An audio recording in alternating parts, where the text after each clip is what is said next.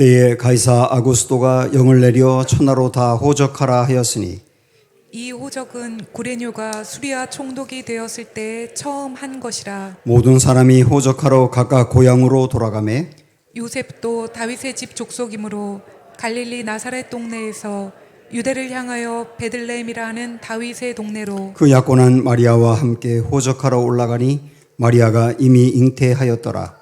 거기 있을 그때 해산할 날이 차서 첫 아들을 낳아 강보로 싸서 구유에 뉘었으니 이는 여관에 있을 곳이 없음이러라.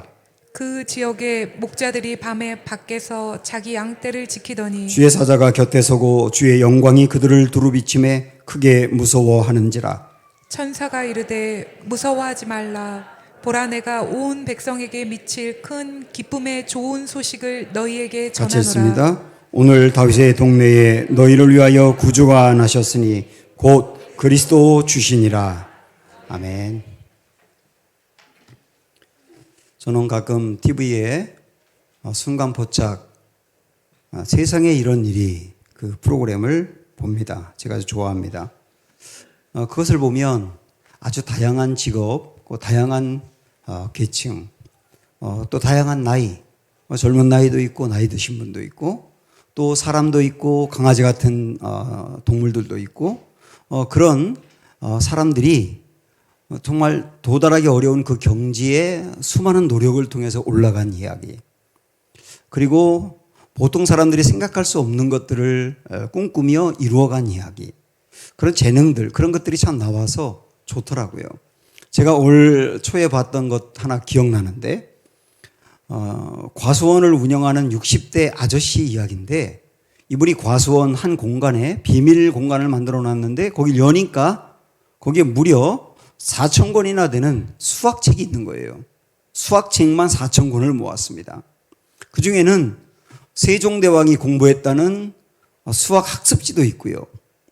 조선시대 때 그 농부들이 밭의 넓이를 재기 위해서 참고했던 책도 있고, 지금부터 100년 전에 초등학교에서 사용했다는 주판, 큰 주판도 거기에 있더라고요.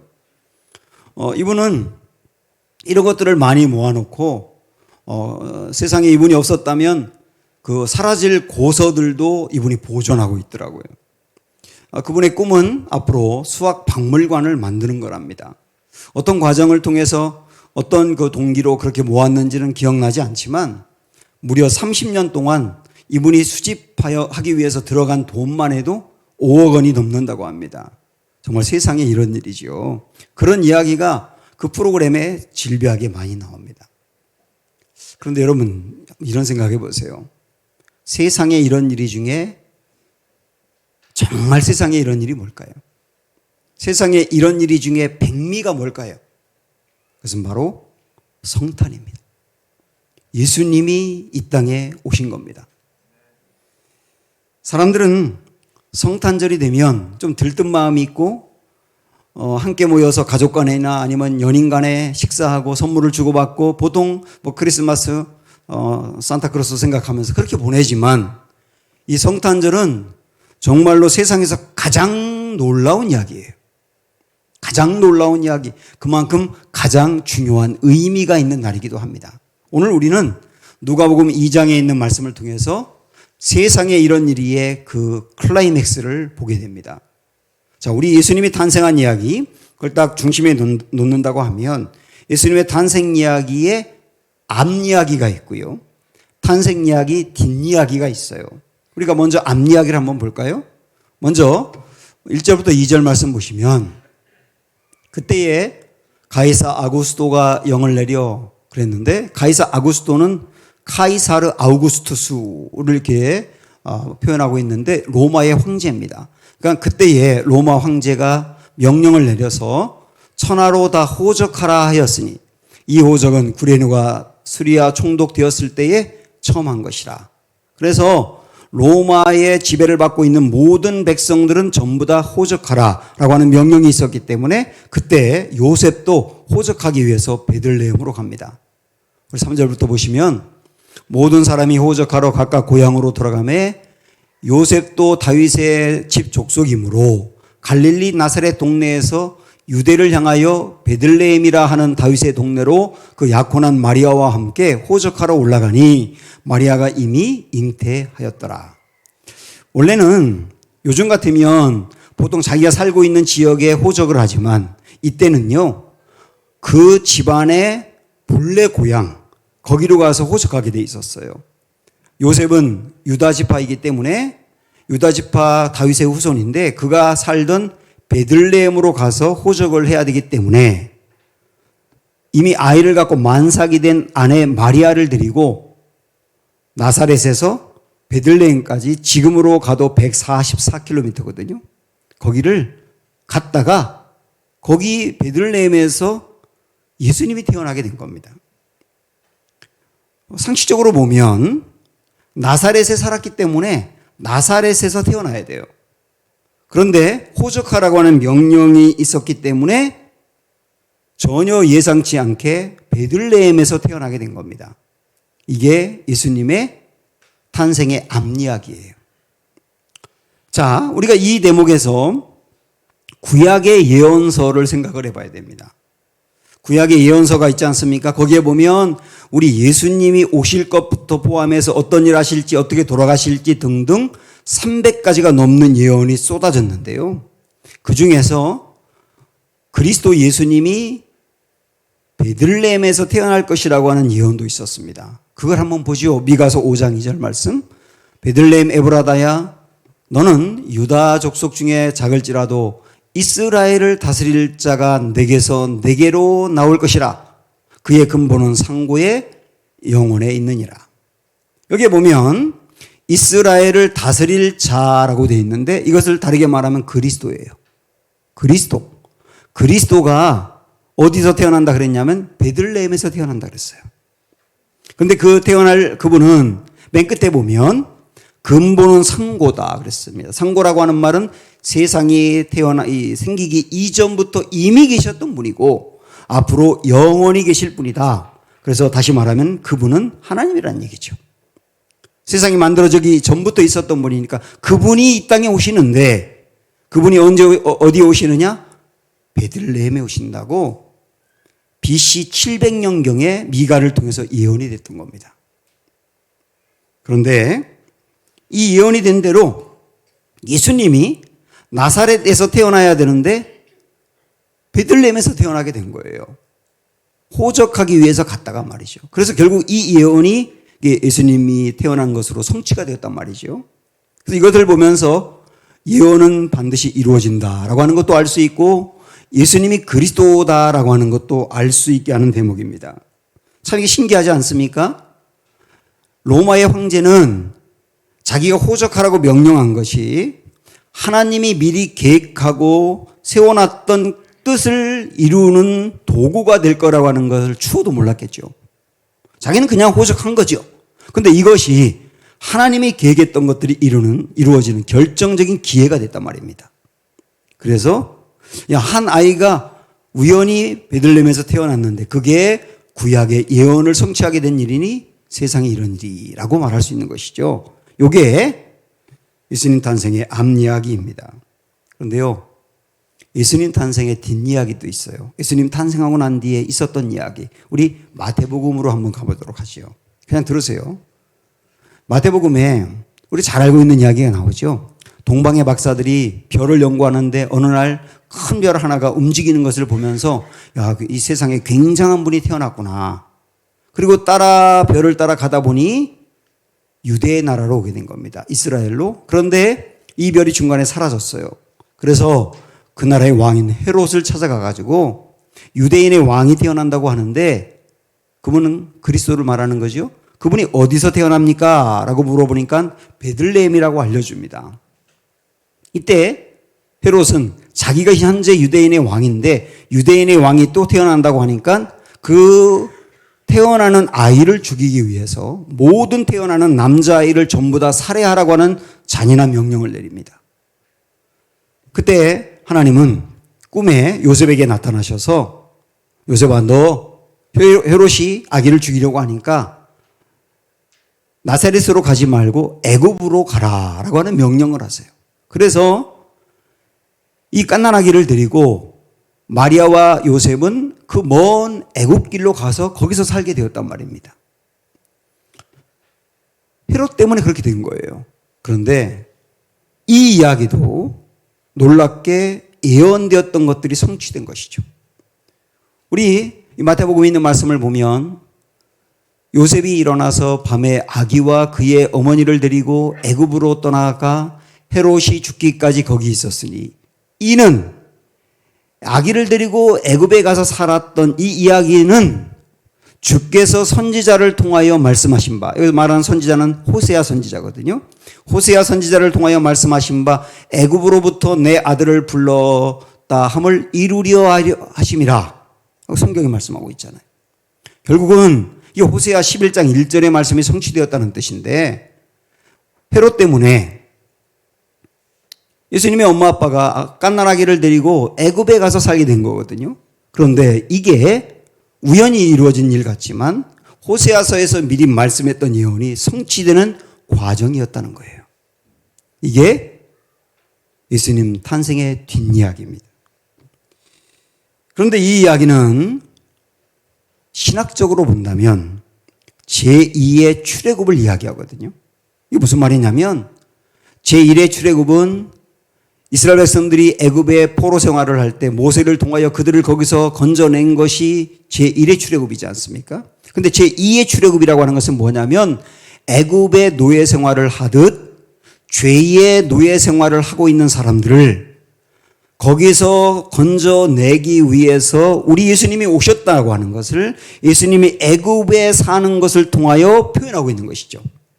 결국 우리 예수님이 애굽에 살게 된 것은 일시적이지만 그곳 애굽 같은 곳에서 건져내듯 우리 죄에서 우리를 건져내기 위한 하나님의 계획이 성취된 일이다. 이렇게 말할 수 있는 겁니다. 자, 그렇게 해서 정리해 본다면 예수님이 헤롯 때문에 어쩔 수 없이 피신한 것인데 그런데 그것이 하나님의 계획을 이루는 기회가 되었다. 헤롯은 추호도 생각하지 못했겠지만 그렇게 됐단 말입니다. 그러니까 로마의 황제가 그리스도가 베들레헴에서 태어나는 것을 이루는 도구가 되고 그 다음에 헤롯 왕이 그리스도가 애굽에서 삶으로 제2의 출애굽을 이루는 그 일을 이루는 도구가 되었다. 이렇게 정리할 수 있단 말입니다. 참 신기한 일이죠. 요셉이 마리아를 데리고 베들레헴으로 가는 과정을 한번 생각을 해보세요. 만삭인 아내를 데리고 가는 겁니다. 144km를 나귀를 타고 갔는지 걸어갔는지 모르지만 그 험한 길을 걸어가는 거예요. 그 험한 길을 가는 겁니다. 얼마나 로마의 황제를 원망하고 화가 났겠습니까? 그런데 그들은 몰랐던 겁니다. 그것이 그리스도가 베들레헴에서 태어나야 되는 하나님의 계획을 이루는 과정이 된다는 것을. 그보다 예루살렘 베들레헴으로 가는 길보다 훨씬 더 고통스러웠던 것은 갓난 아기를 데리고 애굽으로 가는 길이었어요. 이제 그 태어난 핏덩어리를 데리고 그 먼 애굽까지 가는 여정이 얼마나 힘들겠어요. 그리고 아이를 낳기 위해서 고생한 마리아가 한 달 정도는 몸을 보호해야 되는데 그 시간도 없이 그 아이를 데리고 가는 이 힘든 과정은 또 얼마나 고통스러웠겠어요. 그러나 그들은 또 몰랐던 겁니다. 그것이 하나님이 세운 원대한 계획이 이루어지는 여정이었다는 것을. 여러분 어떻게 생각하세요? 우리도 그렇지 않습니까? 우리가 힘든 여정을 걸을 때 왜 이렇게 내 인생은 어려우냐고 한탄이 나오고 원망이 나오기도 하잖아요. 그래서 때로는 화가 나기도 하지요. 그러나 우리의 인생이 하나님의 손 안에 있다는 것을 정말 믿는다면 그리고 하나님이 계획하시고 뜻하신 뜻은 반드시 이루어진다는 것을 믿는다면 지금 우리가 힘들고 어려운 이 고통의 과정도 하나님의 뜻이 이루어지는 여정이 될 것이다. 이것을 믿을 수 있는 거예요. 우리가 걸어가고 있는 이 길이 예루살렘으로 가는 것처럼 힘들 수 있고 때로는 애굽으로 가는 것처럼 베들레헴으로 가는 것처럼 힘들 수 있고 애굽으로 가는 것처럼 막막할 수 있어요. 왜냐하면 애굽에 가서 이스라엘 백성들이 살기도 했는데 그들이 거의 난민으로 살았거든요. 그러니까 아마 예수님도 애굽에 살아있던 그 기간 동안 난민이었을 겁니다. 얼마나 막막한 길입니까? 그것처럼 우리가 걸어가고 있는 이 길도 막막할 수 있지만 우리 거기에 딱 붙는 겁니다. 그러나 내 고난의 길도 하나님의 계획이 이루어지는 과정이다. 이렇게 생각할 수 있다면 우리는 인내할 수 있고 그 고난에 맞닥뜨릴 수 있고 절망하지 않고 싸울 수 있지 않겠습니까? 이 메시지를 주는 것이 오늘 성탄의 이야기예요. 하나님의 뜻이 이루어지는 과정은 우리의 좋은 일을 통해서뿐만 아니라 우리의 나쁜 일을 통해서도 얼마든지 이루어질 수 있다는 것이죠. 우리 예전에 이런 말 듣지 않았습니까? 내 인생의 때로는 생각하지도 않은 일들이 벌어지기도 하세요.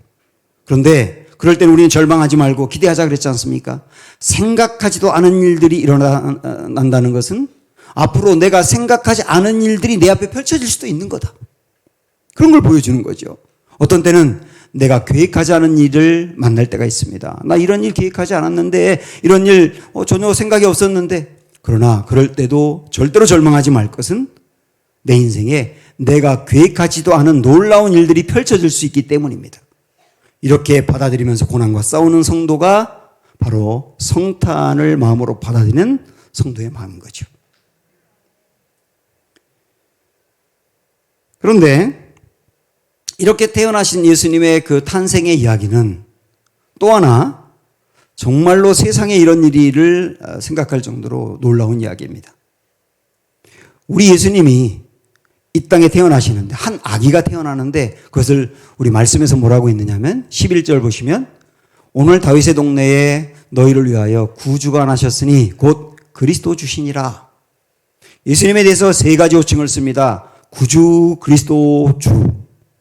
구주라고 하는 말은 구세주, 구원자라는 뜻이고, 그리스도라고 하는 말은 우리 인생을 책임지는 왕이라는 뜻이고, 그 다음에 주라고 하는 말은 우리 인생의 주인이 된다는 얘기거든요. 그래서 구주, 그리스도, 주, 이건 다르게 말한다면 하나님이에요. 우리 예수님이 이 땅에 오시는 것은 하나님이 인간으로 오시는 거예요. 얼마나 놀라운 이야기입니까? 하나님이 인간으로 오신다니, 이게 세상에 놀라운 일이죠. 그런데 그 하나님이 인간으로 오십니다. 가장 위대하고 중요한 분이 인간으로 오십니다. 그런데 그 오시는 과정을 보면 또 하나의 세상에 이런 일이에요. 우리 생각으로는 하나님이 인간으로 오신다면 적어도 왕비의 몸을 입고 와야 되지 않습니까? 그런데 왕비가 아니라 나사렛의 한 평범한 마리아라고 하는 여인의 몸을 통하여 이 땅에 옵니다. 적어도 하나님이 이 땅에 온다면 만왕의 왕이니까 그분이 오실 때는 로마 같은 세계를 지배하는 나라에서 태어나야 되지 않을까요? 그런데 우리 예수님은 오히려 로마의 지배를 받고 있는 이스라엘에서, 그것도 수도인 예루살렘이 아니라 한 변방인 베들레헴에서 태어나셨어요. 참으로 놀라운 것은 그 베들레헴의 한 부잣집 침대에서 태어난 것이 아니라 여관에 묵을 곳이 없어서 말들이 사는 마국간의 한 말 구유에서 태어났단 말입니다. 7절 말씀 보세요. 첫 아들을 낳아 강보로 싸서 구유에 뒤었으니 이는 여관에 있을 곳이 없음이로라. 말 구유는 딱딱하고 더럽고 냄새나고 추한 곳이지 않습니까? 거기서 사람이 태어났어요.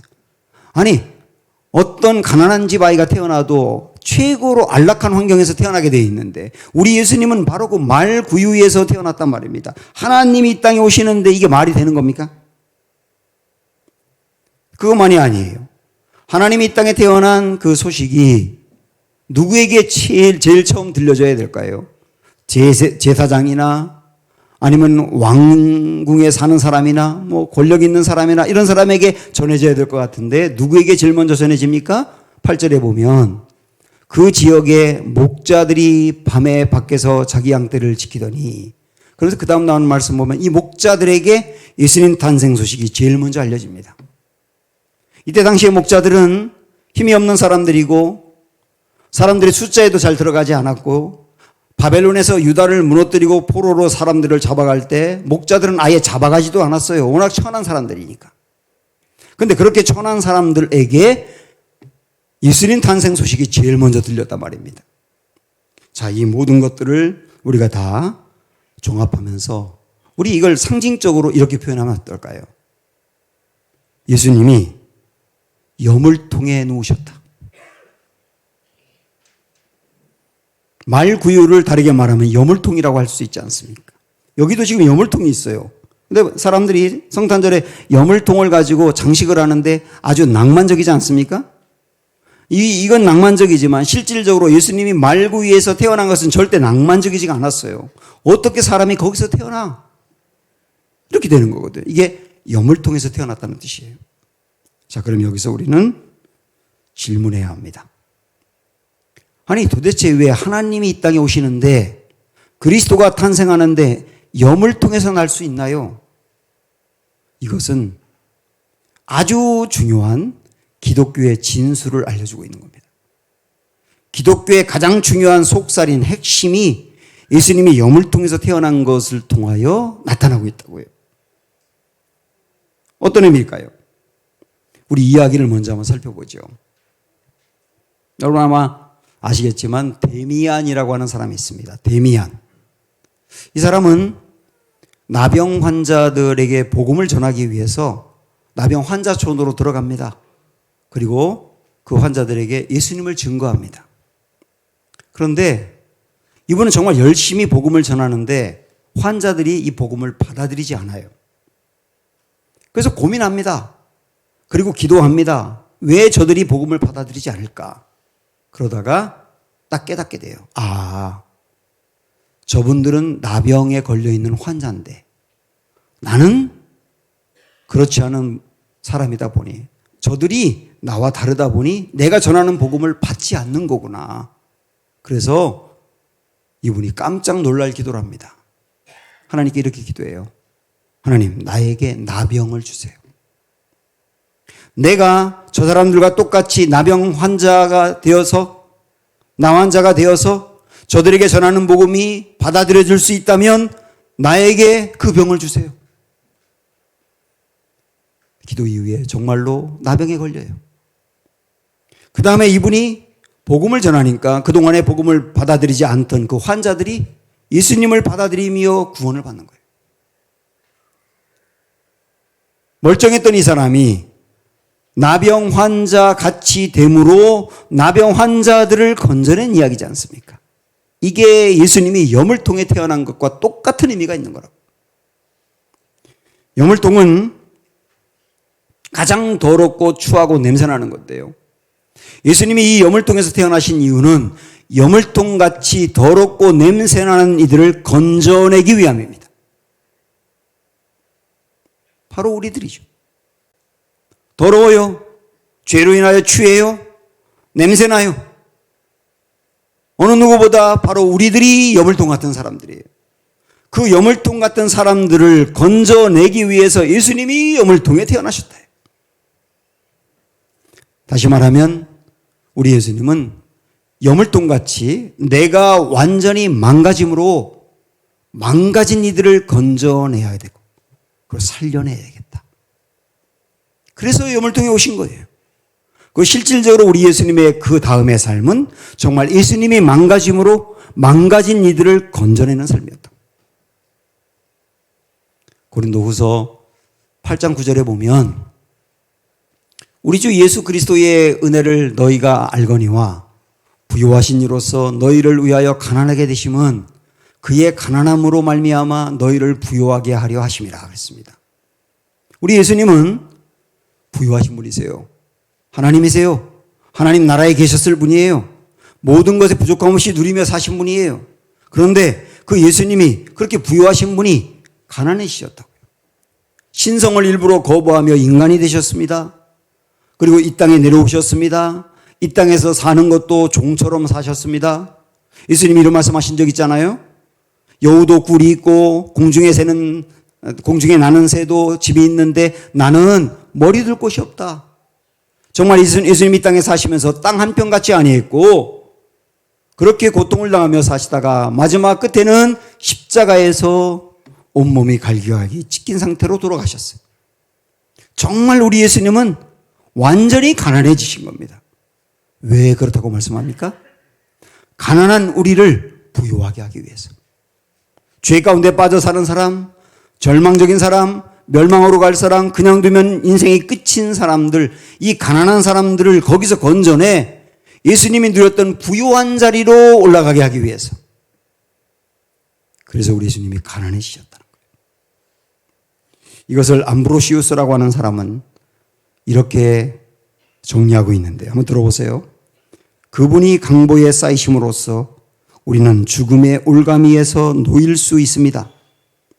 그분이 구유에 눕혀지심으로써 우리는 제단에 있을 수 있습니다. 그분이 묵을 빵이 없으셨기 때문에 우리가 천국에서 많은 처소를 가질 수 있습니다. 그분은 스스로 결핍을 선택하심으로써 우리를 풍요롭게 하셨습니다. 목자들에게 이 예수님이 태어난 소식을 전하면서 10절에 보면 이렇게 말씀했어요. 보라, 내가 온 백성에게 미칠 큰 기쁨의 좋은 소식을 너희에게 전하노라. 여기에 큰 기쁨의 좋은 소식을 다르게 말하면 복음이라고 할 수 있습니다. 예수님이 망가짐으로 망가진 이들을 살려낸 이야기가 복음이고, 예수님이 가난해지심으로 가난한 이들을 살려낸 게 복음이에요. 너희가 먼저 가난한 이들을 돕고 너희가 올바른 행동을 하면 그것을 보고 내가 구원해 줄게가 아니고, 구원받을 수 없는 이들을 위해서 먼저 가난해지시고 먼저 망가지심으로 우리를 구원해 주신 이야기가 복음이라고요. 세상은 먼저 좋은 일을 하는 걸 보고 그 다음에 선물을 줍니다. 그런데 우리 예수님은 선물을 받을 수 있는 자격이 없는 이들을 위해서 먼저 선물을 베푸셨어요. 이게 복음이에요. 세상은 잘못을 범한 사람에게 당신이 잘못을 범했으니 당신이 책임지세요, 그렇게 말하거든요. 그래서 잘못을 졌지만 책임질 수 없는 사람들은 절망이고 끝입니다. 그런데 우리 예수님은 어떻게 하십니까? 너희가 잘못을 범했지만, 너희가 이 문제를 수습할 수 없지만 내가 너희를 위해서 망가짐으로 너희를 살려내고 수습해 주겠다. 이게 복음이에요. 사랑하는 여러분, 염을 통해 오신 우리 주님의 이 메시지 오늘 들으셨다면 주님이 이 시간 우리를 부르십니다.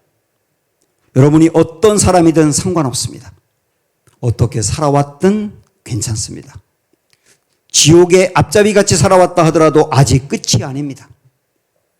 여러분의 배경이 어떻든 그것도 중요한 것은 아닙니다. 여러분이 과거에 정말 어떤 비밀이 있고 숨기고 싶은 이야기가 있더라도 아직 괜찮습니다. 염을 통해서 오신 주님, 내가 망가짐으로 너희 살려낼 거야. 내가 가난해짐으로 너희 부유해지게 할 거야. 이 성탄의 메시지를 마음으로 받아들이고 회개하고 우리 주님 붙들고 살기로 마음에 작정하면 주님은 우리 삶을 변화시켜 주실 겁니다. 그리고 영화로운 곳으로 우리를 인도하게 하실 겁니다. 이 성탄의 메시지가 우리와 온 누리에 퍼지는 은혜가 있기를 주님의 이름으로 축원합니다.